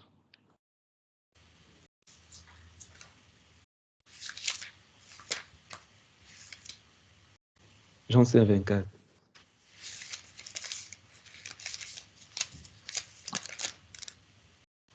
Jean 5, verset 24. En vérité, je vous le dis, celui qui écoute ma parole et qui croit à celui qui m'a envoyé a la vie éternelle et ne vient point en jugement, mais il est passé de la mort à la vie. Amen. Amen. Tu crois et tu ne passes pas au jugement. C'est le jugement qu'on parlait là, l'ancien jugement là, le jugement de mort des croyants. Parce que tu es passé de la mort à la vie. Rappelez-vous, l'Apocalypse, on a dit que la seconde mort, parce qu'il y a la première mort qui est la mort physique, il y a la mort séparée de Dieu. Rappelez-vous, dans Genèse, la Bible dit que la mort est entrée. L'homme est séparé de Dieu, la mort dit que tu es séparé de Dieu, ton esprit est mort. On se comprend? Et ici, quand on parle de la seconde mort, comme on dit souvent, je ne mourrai plus. La seconde mort, ma vie est cachée en Jésus-Christ. Et que la seconde mort, ça veut dire que tu passes l'éternité séparé de Dieu. Jésus dit que quoi? Que celui qui écoute mes paroles ne passera plus au jugement là. Des incroyants, non. Selon Dieu, il est passé de la mort à la vie. C'est clair, n'est-ce pas? Donc la croix, c'est important. Confesser Jésus-Christ comme Seigneur et Sauveur et marcher avec lui, c'est fondamental. Quatrième point, la nouvelle vie. Donc, selon Dieu, tu commences à vivre quand tu donnes ta vie à Jésus-Christ. Avant ça, tu es mort. C'est bizarre, n'est-ce pas? Avant ça, tu es mort. Avant ça, tu es mort. C'est ce que Jésus a dit à Nicodème. Si tu ne passes pas là, c'est fini. Nicodème dit que, mais, grand comme moi, comme ça, que oui, mon gars, quel que soit l'âge, tu ne passes pas par moi, tu n'es pas en train de vivre. Tout ce que tu fais là, c'est... Dès que tu quittes cet espace-là, c'est fini pour toi, tu ne peux plus rien faire. Donc, la nouvelle vie, le salut, c'est le fait d'entrer dans une nouvelle vie. Préparé par Dieu pour complètement répondre à tous tes besoins. Dans son amour, dans sa fidélité, dans sa tendresse, dans son cœur à cœur, dans sa plénitude, il a préparé tout un plan pour répondre à tes besoins. À tout moment, tu entres dans son plan maintenant, tu entres dans sa volonté pour ta vie. son plan qu'il a prévu d'avance. La Bible dit qu'il a préparé des plans d'avance pour nous. Il a prédestiné. Il a fait, tu entres à l'intérieur maintenant.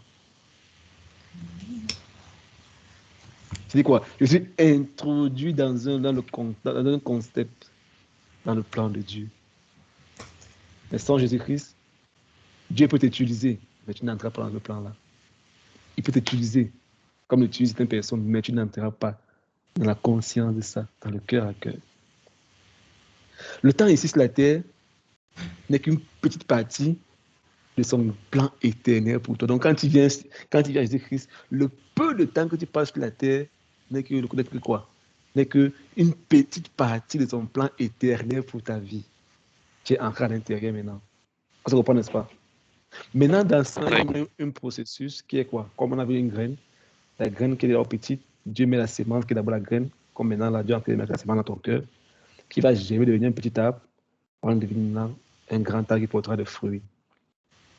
Mais n'oublions pas que c'est juste le début d'une nouvelle vie. Et la marche avec Dieu dépend de ce temps-ci-là, qui est très important pour un nouveau converti, d'être discipliné. Ça veut dire quoi?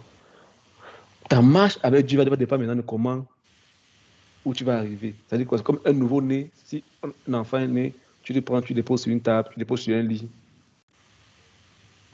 Tu viens là après 2 semaines, tu vois qu'il est mort, n'est-ce pas? Oui. Tu mets un nouveau-né sur un lit, tu pars, tu viens après 2 semaines, tu viens trouver qu'il est mort. Parce qu'il va crier, c'est toi et tout, mais on doit prendre soin de lui, on doit l'encadrer, on doit lui dire comment on doit faire. Pendant qu'il grandit, l'enfant grandit, devient un jeune garçon, un adolescent, après il devient un homme, il devient un adulte, il peut se reproduire, il peut faire d'autres enfants, il peut aussi retransmettre ce qu'on a pas transmis. Mais cet enfant-là aurait pu mourir dès la naissance si on n'a pas pris soin de lui, n'est-ce pas? Il ne serait jamais un adolescent, il ne serait jamais un homme si quelqu'un n'avait pas pris soin de lui. Et tu es ici ce soir parce que Dieu veut prendre soin de toi. Par rapport aux gens qu'il a mis les choses en eux, il veut te conduire, il veut te garder, il veut t'amener dans ce plan de ta vie, il veut te prendre soin de toi. Pour que demain, tu deviens un adulte, que Dieu peut passer par toi aussi pour se faire des choses qui fait. C'est ça le but de Dieu. Tu quittes de ça, on prend soin de toi, on te garde. Du coup, la discipline est importante.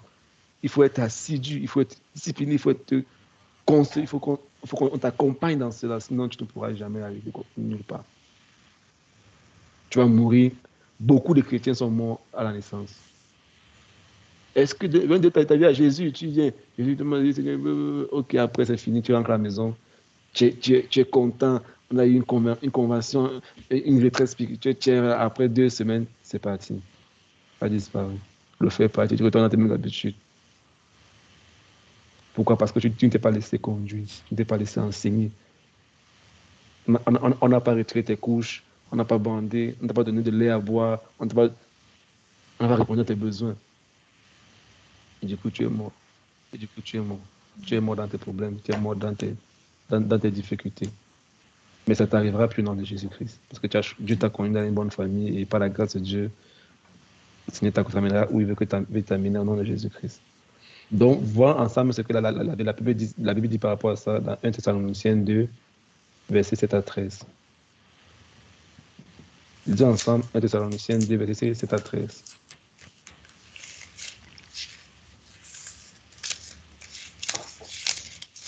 « 1 Thessaloniciens 2, versets 7 à 13.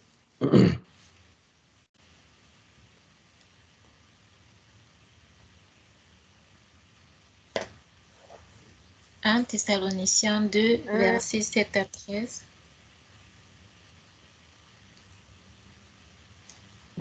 1 Thessaloniciens 2, 7 à 13. Mais nous avons été pleins de douceur au milieu de vous, de même qu'une nourrice prend un tendre soin de ses enfants. Nous aurions voulu, dans notre vive affection pour vous, non seulement vous donner l'évangile de Dieu, mais encore nos propres vies, tant vous nous étiez devenus chers. Vous vous rappelez, frères, notre travail et notre peine, nuit et jour à l'œuvre, Pour n'être à charge à aucun de vous, nous vous avons prêché l'évangile de Dieu. Vous êtes témoins, et Dieu l'est aussi, que nous avons eu envers vous qui croyez une conduite sainte, juste et irréprochable.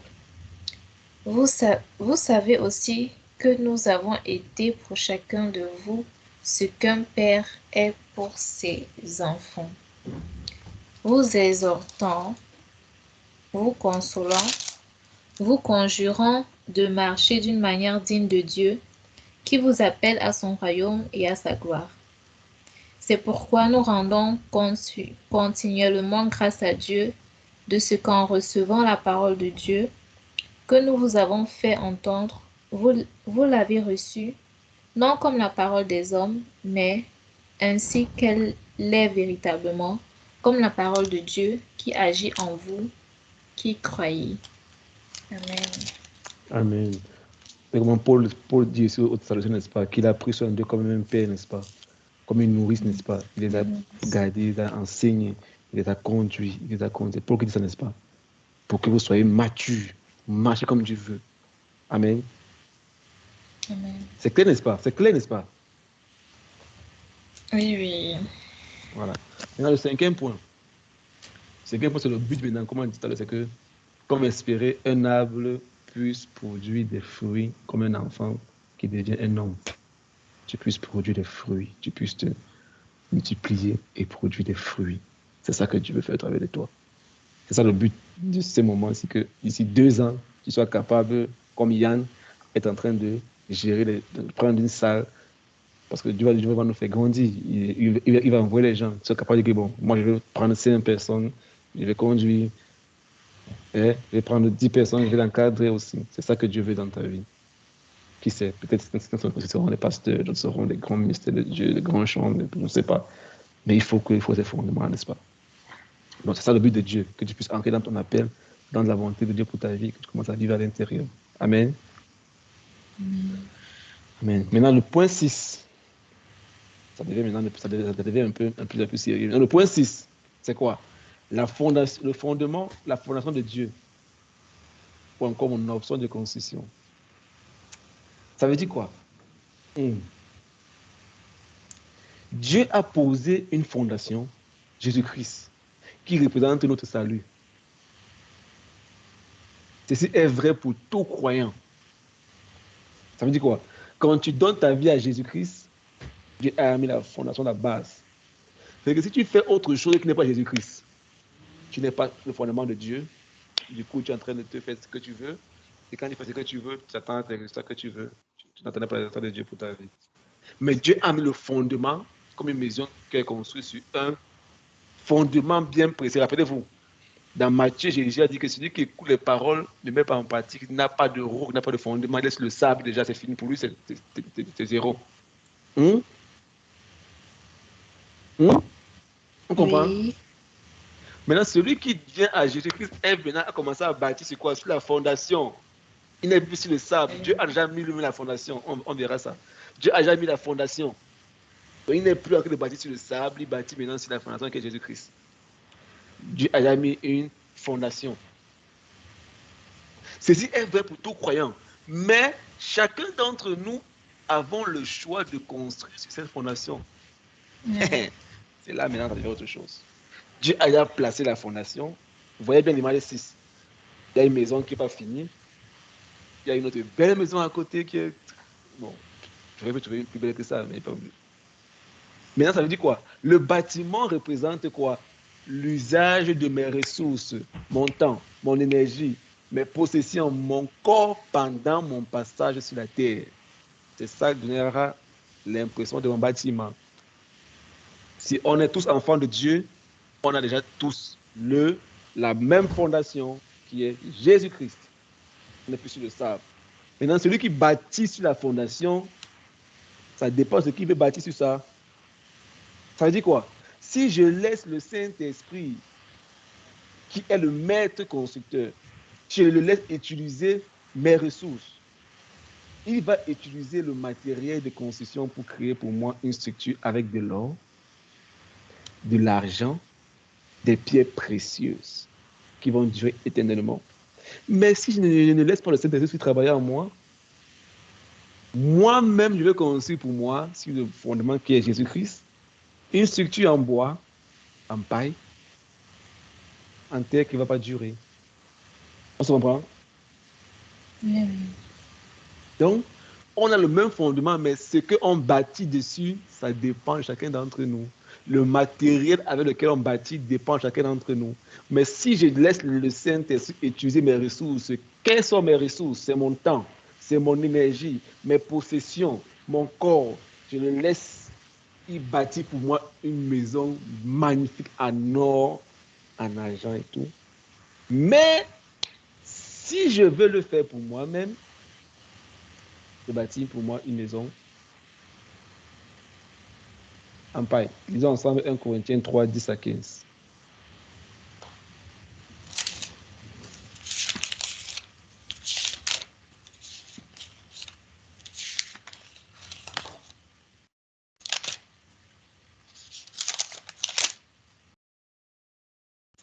« 1 Corinthiens 3, 10 à 15.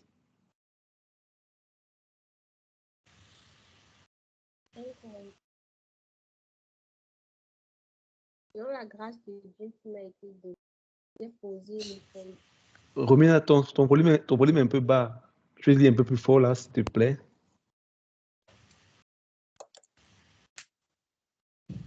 1 Corinthiens 3, Voilà, verset 10 à c'est 15. mieux. Merci beaucoup. Vas-y.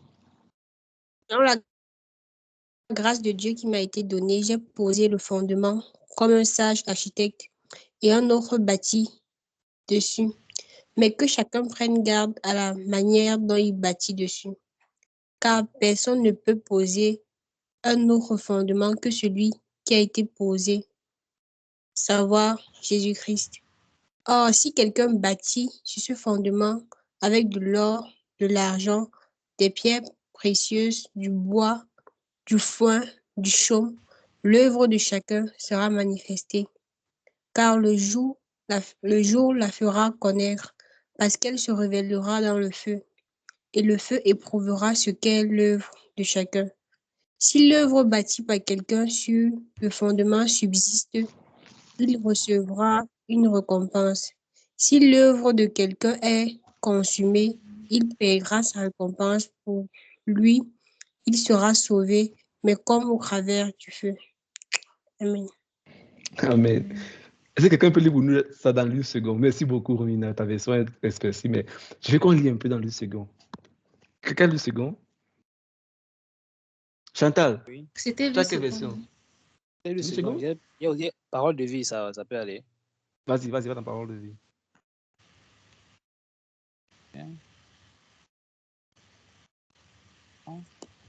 Vas-y, la parole de vie, s'il te plaît, Fumeur. 1 Corinthiens 3, 10 à 15. Selon le don que Dieu m'a fait, j'ai placé les fondations comme un bon constructeur. Un autre construit dessus. Mais chacun doit faire attention à la façon de construire dessus. Les fondations sont déjà là. C'est Jésus-Christ. Personne ne peut en placer d'autres.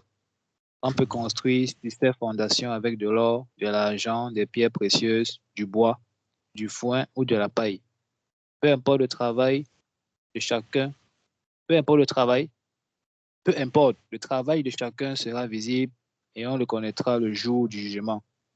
Ce jour-là, il y aura un grand feu et ce feu montrera la qualité du travail de chacun. Si quelqu'un a construit une maison qui résiste au feu, celui-là recevra sa récompense. Au contraire, si son travail est brûlé, il perdra tout. Lui, il sera sauvé, mais comme quelqu'un qui traverse le feu pour s'échapper. Amen. Amen.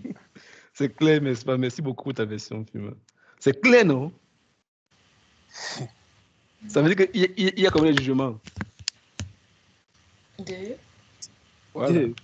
Il y a 2 jugements, n'est-ce pas? Hein?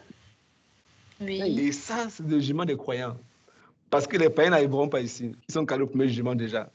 Et nous, on a traversé le premier jugement. C'est bon pour nous. Maintenant, on a eu le jugement. Il dit que nous, tu seras sauvé, c'est vrai.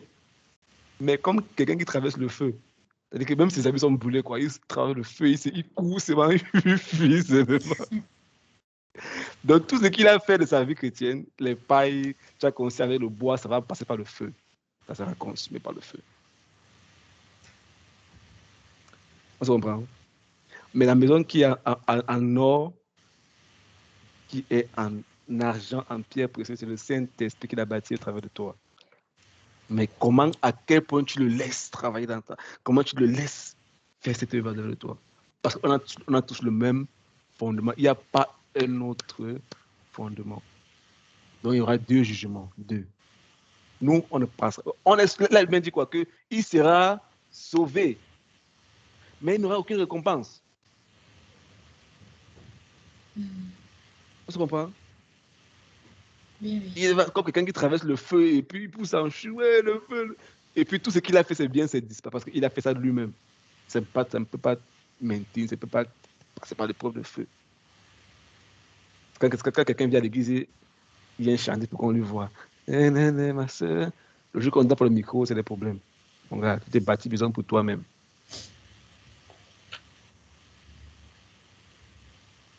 Quelqu'un qui est un chrétien qui est rempli de haine, il ne laisse pas l'esprit de Dieu. L'esprit dit pardon. Il dit je ne pardonne pas. Ce qu'il a fait là, il m'a parlé comme ça en pleine assemblée générale. Non, moi lui c'est fini. On a l'église ensemble, on va prier ensemble. Mais lui et moi là, il n'y a plus rien d'autre. Tu t'es bâti besoin pour toi-même. Tu ne laisses pas l'esprit de Dieu. Quand il te dit fais ça, tu ne fais pas. Fais ça. Et les gens ne pourront pas voir le Saint-Esprit, le feu au travers de ta vie parce que tu seras sauvé, c'est vrai, mais tu n'auras aucune récompense quand tu seras devant le Seigneur. Dieu peut te dire fais ça, tu ne fais pas. Fais ça, lève-toi à terre, tu pries pour ta famille. Fais comme ça là. Prends ton argent, donne là-bas. Tu dis non, non, non, non, non, non, non, non.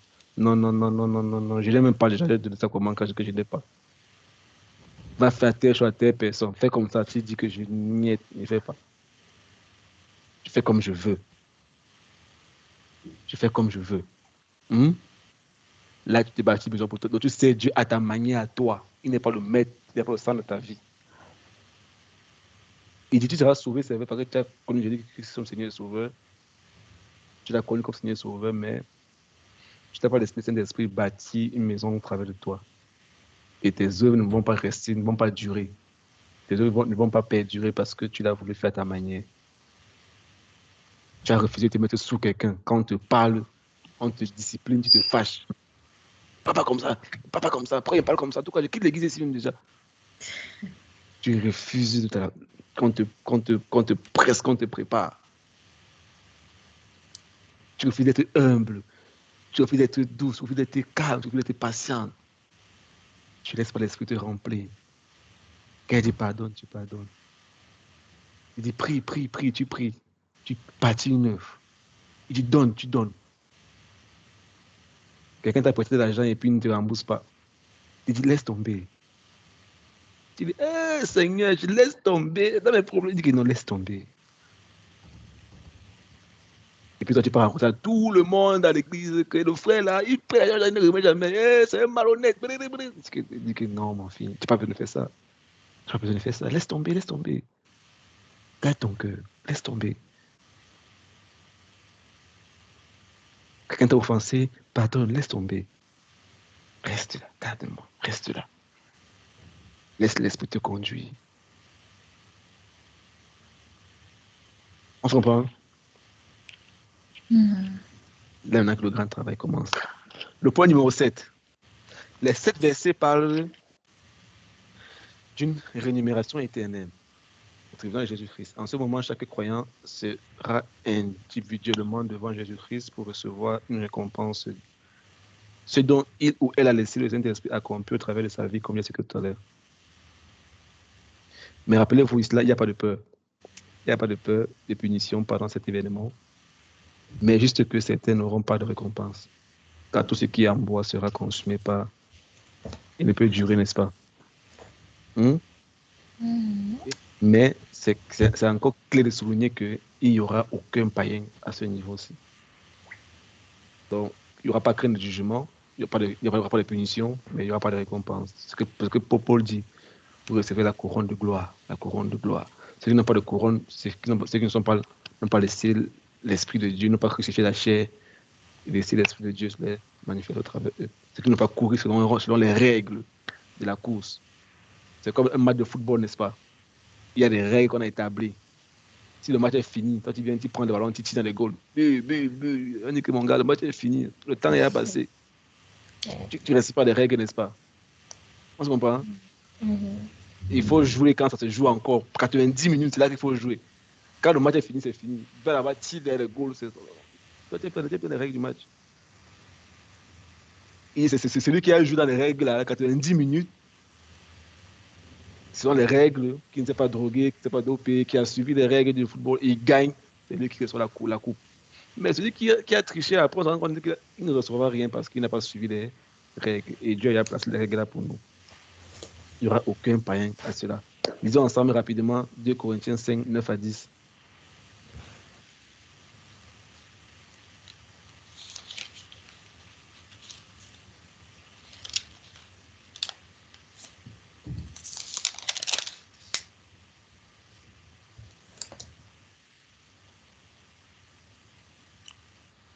Corinthiens 5, 9 à 10 rapidement.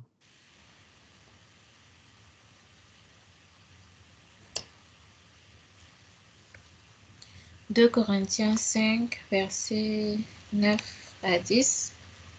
C'est pour cela aussi que nous nous efforçons de lui être agréable, soit que nous demeurions dans ce corps, soit... Vas-y. Je vous ai écrit dans ma lettre de ne pas avoir des relations avec... Non, 2 Corinthiens 5, 9 à 10. 2 Corinthiens. C'est dans Yann. Allons-y. 2 Corinthiens 5, 9 à 10. 2 Corinthiens 5, 9 à 10. C'est pour cela aussi que nous nous efforçons de lui être agréable, soit que nous demeurions dans ce corps, soit que nous le quittions. Car il nous faut tous comparaître devant le tribunal de Christ, afin que chacun reçoive selon le bien ou le mal qu'il aura fait, étant dans son corps. C'est clair, n'est-ce pas? Devant le tribunal de Christ. Dans Apocalypse, là-bas, quand Jean disait que je vois un ange, c'est pas Christ. Mais nous, maintenant, on sera devant Christ. On sera devant toi comme ça, face à face. Il dit, c'est moi, Jésus, que tu as prié. C'est moi, Jésus, que tu as prié. Tu as dit Amen. Et dans ton cœur, il y avait l'amertume, la jalousie. C'est moi, Jésus, que tu as prié. Quand tu chantais à l'église pour te faire voir et non pour ma gloire. C'est moi, Jésus, que tu priais tout le temps. Tu dansais à l'église, tu sautais par là. Mais par derrière, tu avais des relations avec la sœur X, la sœur Y. C'est moi, Jésus. Comment tu vas faire quand ton avocat devient le juge? Parce que l'avocat connaît tout, non? C'est compliqué. L'avocat devient le juge maintenant. Tu fais ça, tu fais comment? Il connaît tout, il a tout dit. Il dit oui. Il va en crise maintenant. Mais ça ne t'arrivera pas. C'est par amour que le Seigneur t'a amené ici. Pour le moment, Jésus, il est encore l'avocat. Quand le Seigneur pardonne-moi, il va voir le Père. Ok, Jésus a payé le prix, c'est bon. C'est fini. Jésus. Mais demain, il sera le juge, il sera plus l'avocat maintenant. Il sera devant son tribunal. Imagine un peu le Saint-Esprit qui est en toi maintenant, lui-même. Ah! Il est quoi? Je t'avais dit, il va te montrer tel jour. Mais il n'y aura pas de punition, rassurons-nous. Il n'y aura pas de punition. Puisqu'il va te montrer ta vie que tu aurais pu vivre. La Bible dit qu'il y aura les pleurs et les grincements des dents. Ce n'est pas parce qu'on sera dans le feu, non. Parce qu'on va regretter. Quand il va montrer à film, il te va payer à ça, regarde.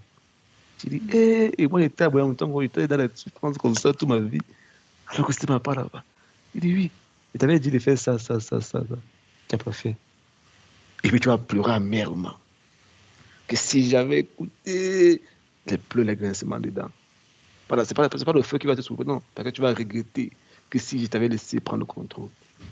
Il va monter à Romina, ce qu'elle aurait dû être. On doit être utilisé puissamment pour impacter les nations. C'est que ta prière que tu fais la nuit, le matin, souvent en cachette, là, c'est parce qu'il travaille avec la prière. Là. Tu as dit prie, mais tu n'as pas prié. Fais ça que tu n'as pas fait. Il va te montrer ta vie. Je ne t'ai pas appelé à ça, il te montre. Tu vois, telle vie. C'est toi qui étais le commandant, le chef de cette vie. Tu as prié là-bas. C'était la couverture spirituelle de cette vie. Mais parce que tu n'as pas prié, voilà ça qui s'est passé. Tu n'as pas été à ton poste pour savoir que ça arrive à telle personne, tes gens sont morts, les jeunes filles, voilà ça. Mais tu n'as pas pu être soit celui qui va intercepter ça. Mais tu es sauvé, c'est vrai. Mais tu n'auras aucune récompense parce que tu n'as pas fait ton, tu n'as pas joué ton rôle. Et puis, c'est que quand tu verras des hommes et des femmes qui ont joué leur rôle dans la gloire avec Jésus-Christ, quand ils vont entrer, la Bible dit que les anges vont commencer à acclamer. Oh, les voilà, ils sont entrés, ceux-là qui ont vaincu, ils ont vaincu. Il y aura une célébration au ciel, ceux qui ont fait, qui ont marché sur l'homme. C'est ce que Dieu fait accomplir dans la vie. Mais ça ne t'arrivera pas. Parce que quand tu vas arriver là, on va chanter pour toi, on va acclamer, les anges vont dire, oh, les voilà qui entrent. Les voilà qui entrent. Donc, on sera tous devant Jésus-Christ. On ne passera pas là. Disons ensemble Matthieu 6, 20 à 21.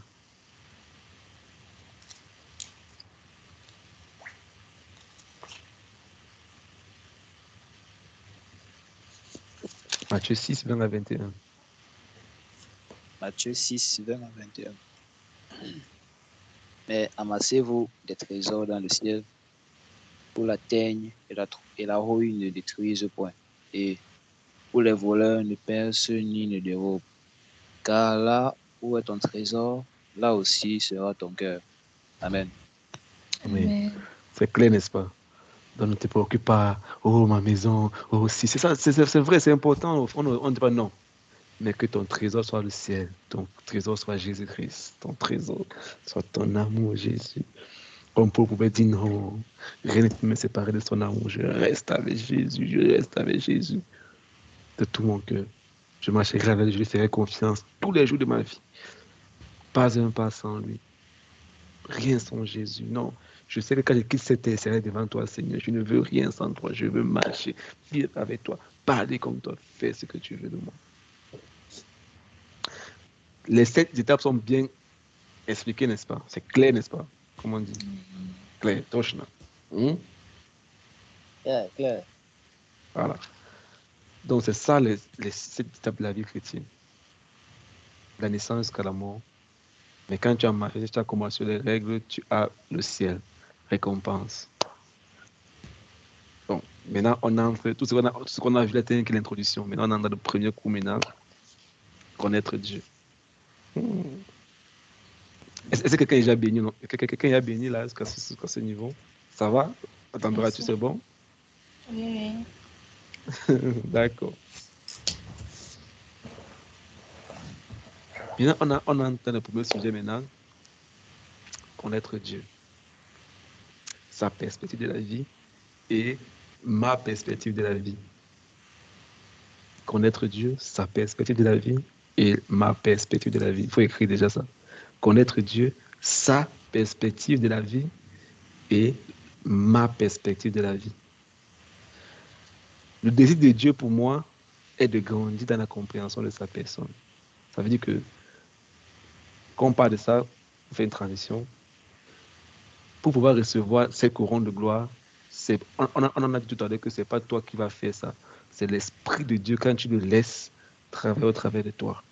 Il faut une communion, il faut une interaction, il faut une connaissance de sa personne et de lui, afin de connaître ce qu'il veut, de l'entendre, de l'écouter. Parce que tu ne pourras pas le laisser bâtir la maison quand tu ne sais pas comment écouter, tu ne sais pas comment il fonctionne, tu ne sais pas comment il fait, n'est-ce pas? Donc il faut nécessairement qu'on t'apprenne comment l'écouter, comment il parle, comment réagir, comment se ressentir son cœur, comment faire. Pour que tu le laisses faire, il faut que tu l'entendes, il faut que tu connaisses qui il est, n'est-ce pas? Sinon, tu ne pourras pas savoir. Ça fait qu'on est chrétien, pourtant on est aveugle, on tâtonne. Et on chante, l'Éternel est ma lumière, tu es tout le temps que tâtonner, tu fais ça. Non, si Dieu est vraiment Dieu, tu dois savoir avec précision Il m'a dit, c'est ça. Comme Noé. Noé dit à Dieu. Donc, Dieu dit à Noé, conçu l'âge. Noé, là, il conçut l'âge. Il a entendu une voix.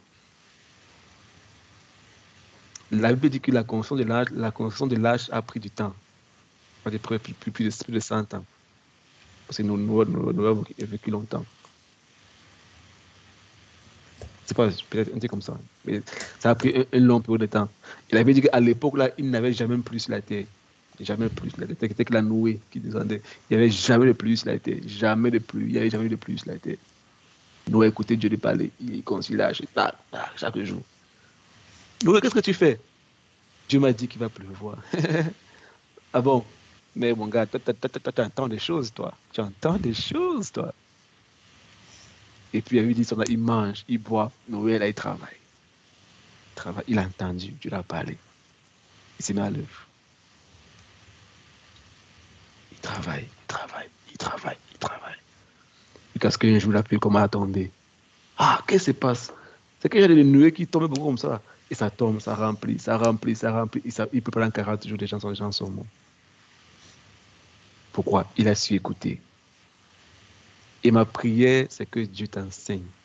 Que tu laisses le temps de que tu apprennes à l'écouter. Parce que ce que Dieu veut faire avec ta vie, toi, tu ne sais même pas. Tu ne sais même pas. Tu seras étonné de ta vie si tu le laissais le contrôle. Et c'est moi qui fais ça. Hey! Moi qui parle comme ça. Et puis quand il prie, c'est pas toi, c'est moi qui va parler. Ah Seigneur, merci beaucoup. Seigneur, aide-moi. Chaque jour, parle comme ça. Fais au travers de moi. Je te dis, bon, on n'a pas le temps. Sinon, je vais vous donner le temps de témoignage. Mais c'est ça. Il sait que tu es faible. Il sait que tu ne connais rien. Tu ne peux pas. Il veut passer par toi. Un jour, tu peux arrêter de marcher. Tu vois quelqu'un passer à côté de toi. Et puis, il te dit, tu vois tes personnes là-bas. Tu dis, oui, Seigneur. C'est pourquoi elle marche vite. Tu dis, non, Seigneur. Ou elle soit quelque part, elle a reçu une information. Et elle est perturbée. Ou elle part là-bas, elle part chercher les problèmes. D'abord, Seigneur, qu'est-ce que je fais? Prie que tout esprit qui est en train de l'animer quitte sa vie au nom de Jésus-Christ. C'est pas pourquoi. Tu ne sais pas où elle part, tu ne sais pas qui elle est. Seigneur, je te recommande cette femme. Je déclare que la paix de l'esprit, je brise l'emprise de l'ennemi sur sa vie. Où elle partait, ça a été compliqué. Finalement, elle devient calme. Et puis, c'est fini. Là, tu as résolu un problème de Dieu. Parce que Dieu ne peut pas intervenir si un homme ne l'a pas invité. Rappelez-vous bien. On s'entend? Et si Dieu veut agir dans le cœur de la personne à ce moment-ci, il veut que tu lui donnes la permission. Parce que tu es un homme, tu es sur la terre. Rappelez-vous. Sinon, quand tu donnes ta vie à Jésus-Christ, tu ne pas un peu au ciel, non? Pourquoi tu es sur la terre, c'est quoi sur la terre? Non, parce que Dieu veut t'utiliser. Il a besoin de toi ici, te garde encore sur la terre. Que tu sois une solution au problème. Tu parles avec quelqu'un, tu vois quelqu'un, peut-être qu'il est là, peut-être qu'il est bien habillé, comme ça va arriver un jour. Et puis il me dit, donne de l'argent à cet homme. Ah, Seigneur. C'est pas un mendiant, tu regardes après, il est bien habillé. C'est pas un mendiant, c'est pas un mendiant. Et tu es tellement embarrassé. Et tu veux partir ça dans ton cœur. Va donner l'argent à cet homme. Et quand tu te retournes, tu te rapproches de lui. Ça m'était arrivé et je ne sais pas comment je vais l'aborder pour lui dire. Et puis, la gare, il était assis à côté d'un colbos. Je suis venu, je lui ai demandé à la maman, pardon, est-ce que je peux faire un transfert? J'ai 2000. Et puis je donne 2000. Pendant qu'elle veut me rembourser, j'ai dit, maman, pardon, je veux que tu donnes 1000 francs. C'est le monsieur qui est à côté de vous là-bas. D'accord. Ok. Pendant qu'elle a dit pour donner 1000 francs, à l'instant même, le monsieur retire l'argent dans sa poche et il y a des 1000 francs qui est déchiré. Il disait, je ne sais pas comment je vais rentrer chez moi aujourd'hui. Qui va prendre cet argent? On se comprend? Là, il a un problème. Dieu veut une solution immédiate là maintenant. Moi, j'étais au bureau, il me dit, je sors du bureau, et puis je me balade, ça me dit, donne l'argent à ce monsieur. Il dit, ah. Et Dieu veut t'étudier pour répondre à des problèmes qui sont autour de toi chaque jour. On se comprend? On se comprend? Oui. Oui. Donc, quelle est la perspective de Dieu selon la vie et quelle est la tienne? On va rapidement, sinon, on va venir chercher sur le bureau. Donc, Dieu veut progressivement transformer ta compréhension de lui afin que tu puisses avoir la vie selon sa perspective. Que tu puisses voir les choses selon sa manière à lui et non à ta manière à toi. Une perspective divine produit des habitudes divines. Divin ou divin? Divine.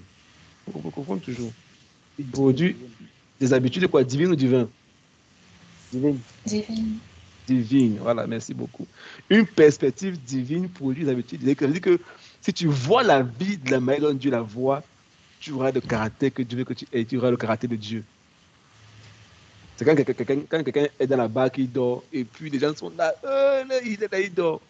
Parce qu'il voit ça d'une autre manière. Et quand il parle au vent, le vent c'est calme. Parce qu'il voit d'une autre manière, il a un autre caractère, il a une autre attitude. Face à ça. Quelqu'un t'a choqué, il t'a blessé, et puis tu viens seulement, tu regardes, mon frère, comment tu vas, et tout. Ah, il regarde, ce que tu as fait là, tu rigoles, lui. Il dit, mon frère, on n'a pas la même perspective de la vie. On se comprend? Parce que si tu vois les choses de la manière de Dieu, c'est-à-dire que quelqu'un te parle mal et tout, tu veux te mettre en colère. Puis tu te dis, non, mon fils, ne mets pas ta colère. Tu vois pourquoi? Tu sais pourquoi elle parle comme ça? Je dis, non, cette fille-là, elle a grandi sans son père. Elle a un déficit émotionnel. Tu dis, ah bon, oh Seigneur, aie compassion d'elle. Ah, c'est bon, j'ai pris. Donc, au lieu de vouloir répondre avec la haine, la compassion saisit ton cœur. On voit un peu ça? Oui. Quand tu vois les choses de la manière de Dieu, tu as une femme te parle mal. Et bien, tu es en colère en toi. Tu dis, ah, tu dis non. Elle est comme ça aujourd'hui parce qu'elle a un problème dans son foyer. Elle a un problème dans son mari. Elle est tendue. Laisse tomber. Souris avec elle. Parle. Fais une blague. C'est ça que Dieu veut. C'est ça que Dieu veut.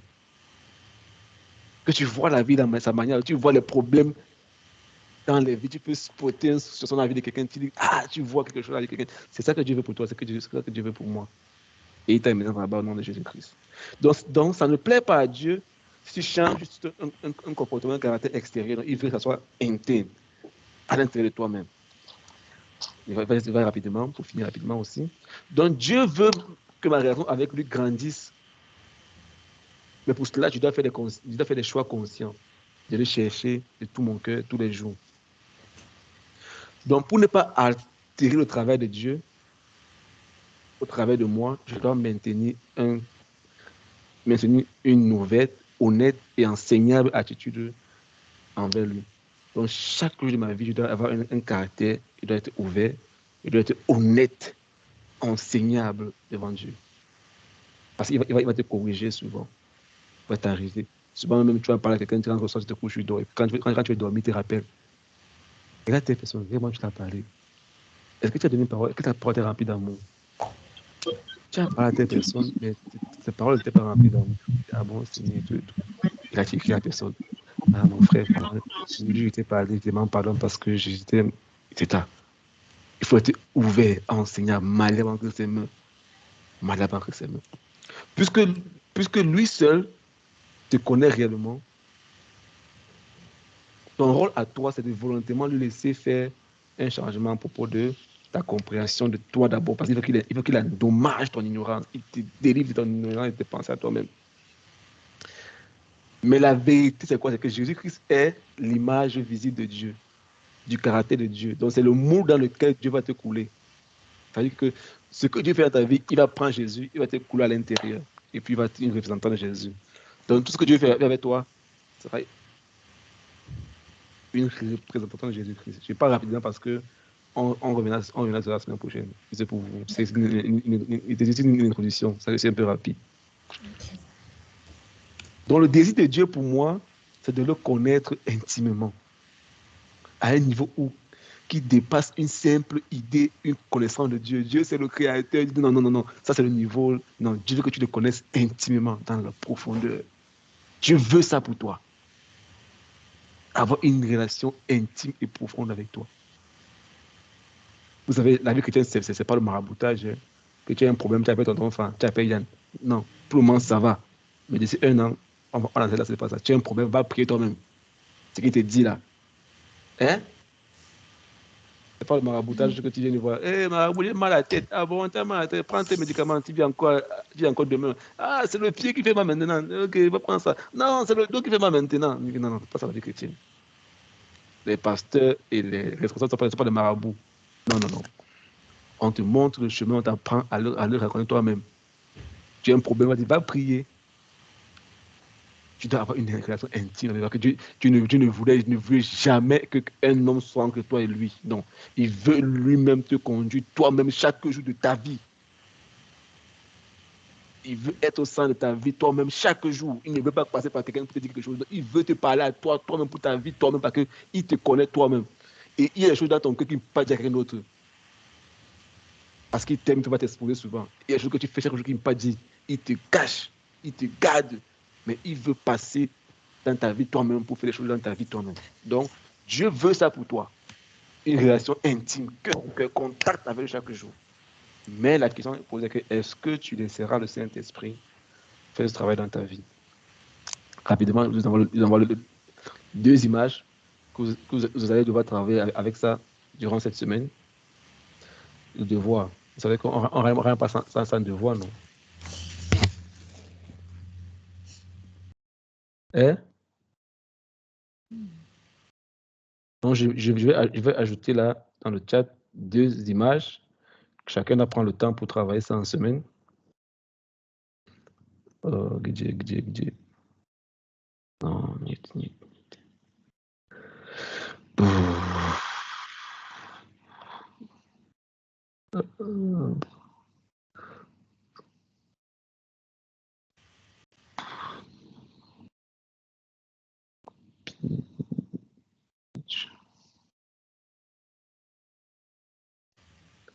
OK. Qui a vu l'image?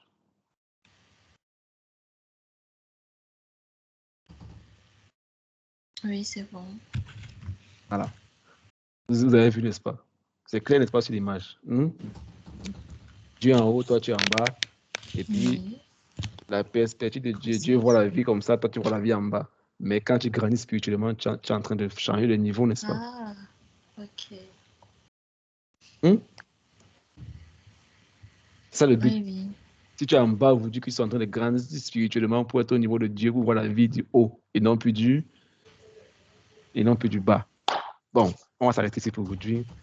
Prenez le temps, cette image remplit ce que le toit là. Vois ce que tu vois aujourd'hui dans la vie. Qu'est-ce que tu penses de la vie aujourd'hui, dans ta situation que tu rencontres aujourd'hui? Ta difficulté, tout ce que tu rencontres, comment tu vois ça? Ta famille, ton quartier, comment tu vois ça? Note ça ici, note ça déjà, prends le temps et travaille ça, parce que d'ici un an, tu puisses venir faire une introspection pour voir, mais est-ce que je vois la chose de la même manière? Tu puisses voir si tu peux donner tes valeurs pour voir si tu es en train de grandir spirituellement. On s'en. Est-ce que j'ai parlé facilement? Oui. Est-ce que, bon, plus tard, on arrivera sur le cours dessus, sur la restauration de la personnalité. Mais comment déjà à identifier la manière dont tu vois la vie, comment tu vois les choses autour de toi? Je vais prier et puis je laisse Yann continuer, il faut que je fuis. Donc, c'est clair aujourd'hui, n'est-ce pas? Il n'y a pas de questions, n'est-ce pas? Bon, comme il y a passé de temps, les questions, c'est pour la prochaine fois. Parce que j'ai des questions. Bon, vous voulez voir avec Yann ou bien la semaine prochaine, on va voir. Parce que là, je dois quitter le bureau. Désolé. Bon. Seigneur, te disons merci, nous te rendons grâce pour ce que tu nous as parlé encore ce soir. Esprit de Dieu, nous saluons ta présence au milieu de nous. Nous voulons te dire merci. Gloire à toi, Esprit de Dieu. Merci encore pour ce soir. Tu ne nous as pas privé du pain de ce jour. Tu nous as donné le pain du jour. Tu as été avec nous. Tu as inspiré les paroles. Tu as touché les cœurs. Tu as ramassé les forteresses. Tu as parlé à mon frère. Tu as parlé à ma soeur ce soir. Esprit de Dieu, merci pour ta présence au milieu de nous. Père, merci pour ta présence au milieu de nous. Père, je viens devant toi. Nous venons ensemble pour t'apporter encore ces jeunes hommes. Nous tous, Seigneur. Il n'y a pas quelqu'un. Tu sais, nous venons tous devant toi ce soir pour te dire, aide-nous, Seigneur. Porte-nous. Garde-nous, Seigneur, de nous éloigner de toi. Nous voulons ce jour entrer dans ta gloire. Nous voulons ce jour faire chaque jour un pas de plus. Nous ne voulons pas retourner en arrière. Non, nous voulons marcher avec toi chaque jour. Possède-nous, conduis-nous. Là où, Seigneur, c'est difficile, brise la main du diable dans nos vies. Et garde-nous. Et confie nos cœurs et nos vies. Que ton nom soit béni pour toujours. Au nom de Jésus-Christ. Je plaide le sang de Jésus-Christ sur ma vie, mes frères et mes sœurs. Je plaide le sang de Jésus-Christ dans leur vie, dans les activités, dans tout ce qu'ils feront. Cette nuit est protégée, couverte par toi. toi qui nous conduis encore de gloire en gloire, au nom de Jésus-Christ. Amen. Amen. Bonne nuit à Amen. tout le monde. Amen. On se Amen. voit Amen. la Bonne nuit. semaine prochaine. Amen. Bonne nuit à tous. Merci. Oui.